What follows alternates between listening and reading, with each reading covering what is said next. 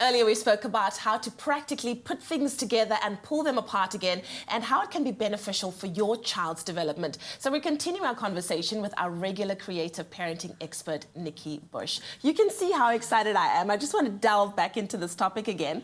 So Nikki, how can taking things apart and then put it back together again translate into helping your child when it comes to things like reading and writing?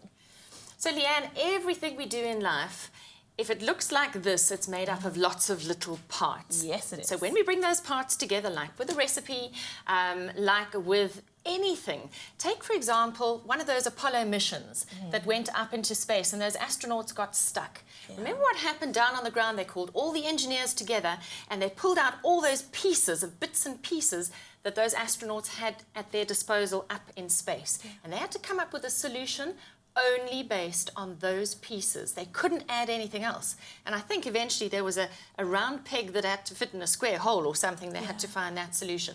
That's what we're doing when we teach our children about together and apart, and analysing what are the parts of something and synthesising how to put them together to create new and different things.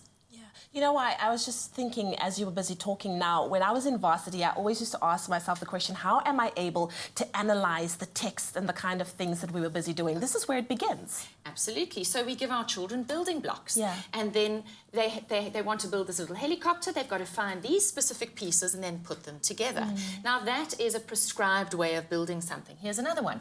This is make and break. And this is a game that comes with about 100 cards and 8 different blocks and a timer. And you are racing against time to build that before the timer goes pop. And it's a competition between you and everybody else because you're earning points. So learning to analyse and synthesise, put things apart and take them together at speed is really good for critical thinking, for problem-solving skills. And then here's a game called Squigs. Here, once again, free play, and these are great. You just pop them together and it's suction construction. It's wonderful. Okay. And so children are getting this experience of creating things, being solutions orientated, and we need kids who are able to do that. Exactly. We also need kids that are going to get jobs one day. How important are these skills when it comes to being involved in the world of work one day and getting a job? Incredibly important, because the world of work right now is looking for innovative solutions. And in order to innovate, you have to practice, you have to try, you have to fail. And I think we've discussed that in a recent show.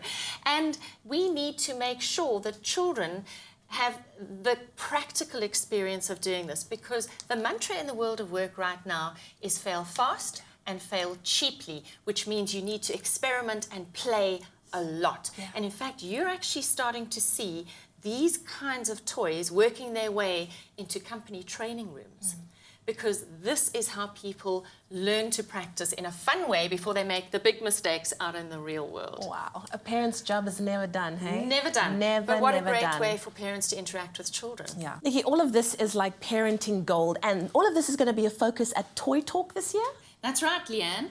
I hold Toy Talk events in Johannesburg every year. This year they're from the 3rd till the 9th of November.